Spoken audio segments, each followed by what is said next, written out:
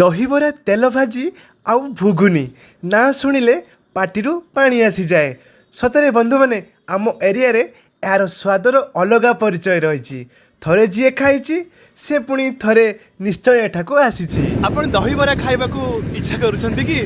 ତାହେଲେ ଏବେ ହିଁ এই ରିଲଟାକୁ ଶେଷ ପର୍ଯ୍ୟନ୍ତ ଦେଖନ୍ତୁ। ଏଠାରେ ତେଲ ଭାଜି ଘୁଗୁନି ଦହିବରା ସ୍ପେଶାଲ ହୁଏ ସତ, ହେଲେ କିନ୍ତୁ ଏଠାରେ ରହିଛି ସବୁ ପ୍ଲେଟ୍ରେ ଆପଣାପନ ଭଲ ପାଇବା ଏବଂ ସ୍ୱାଦର ଅସଲ ସ୍ୱାଦ, ତା ବି ଘରୋଇ ସ୍ୱାଦ ପରି ଲାଗିଥାଏ। ଏହି ସ୍ୱାଦ ପଛରେ ରହିଛି ଭାଉଜ ରାଣୀଙ୍କର ସ୍ନେହଭରା ହାତ, ଦୁଇ ଭାଇଙ୍କର ପରିଶ୍ରମ, ହାତର ଯାଦୁ, ତା ସାଙ୍ଗକୁ ଆପଣମାନଙ୍କର ଅପାର ଭଲ ପାଇବା। ସେଥିପାଇଁ ଆଜି ଏହି ଛୋଟ ଦୋକାନଟି ଅନେକ ଲୋକଙ୍କ ପାଇଁ ପସନ୍ଦର ଠିକଣା ପାଲଟି ଯାଇଛି।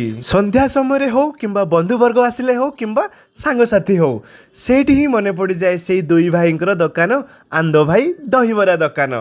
ଆପଣ ଦେଖିପାରୁଛନ୍ତି ଘୁଗୁନିକୁ କେତେ ସୁନ୍ଦର ଭାବରେ ବନେଇକି ଦେଉଛନ୍ତି, ତା ବି ମାତ୍ର 10 ଟଙ୍କାରେ ଆପଣ ପାଇପାରିବେ।